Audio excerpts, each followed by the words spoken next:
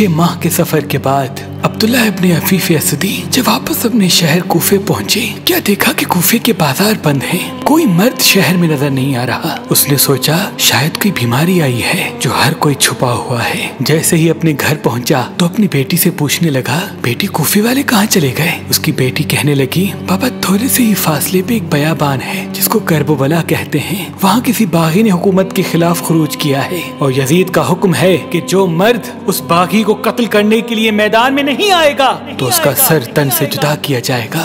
पापा आप भी जल्दी चले जाएं, कहीं कोई मुखबरी न कर दे।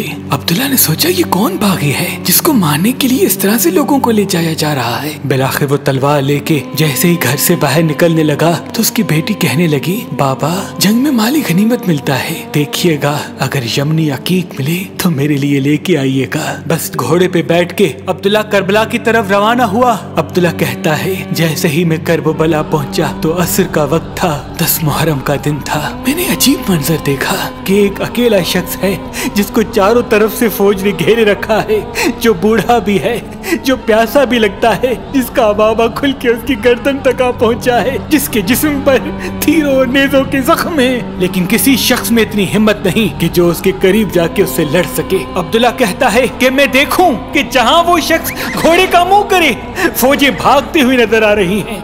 मैंने लश्कर से पूछा कि कौन है जिसे सब इतना डर रहे हैं। यजीद के साथियों ने कहा कि तुम्हें मालूम नहीं, इसका एक भाई अब्बास था और ये अरब का बड़ा बहादुर है। अब्दुल्ला कहता है मैंने नहीं समझा और ये सोचा कि शायद इसको कत्ल कर देंगे तो जंग तमाम हो जाएगी। बस मैंने अपने घोड़े को उसके घोड़े के पीछे लगाया। जैसे ही करीब आने लगा अपनी तलवार को नियाम से निकाला। इतने में वो शख्स मुड़ के मुझसे कहने लगा, ऐ अब्दुल्ला सलाम हो तुम पर। और फिर उस शख्स ने अपने हाथ से एक अंगूठी उतारी और कहा, जाओ अपनी बेटी को मेरी तरफ से ये यमनी अकीक देना और ये बताना कि मैं बागी नहीं बल्कि रसूल अल्लाह का नवासा हूँ, बीबी फातिमा ज़हरा और इमाम अली का बेटा हूँ। अब्दुल्ला हाथ जोड़ के कहता है, ऐ मेरे मौला मुझे माफ कीजिएगा, मुझे मालूम नहीं था, अब मैं भी आपके कदमों पे कुर्बान हूँगा।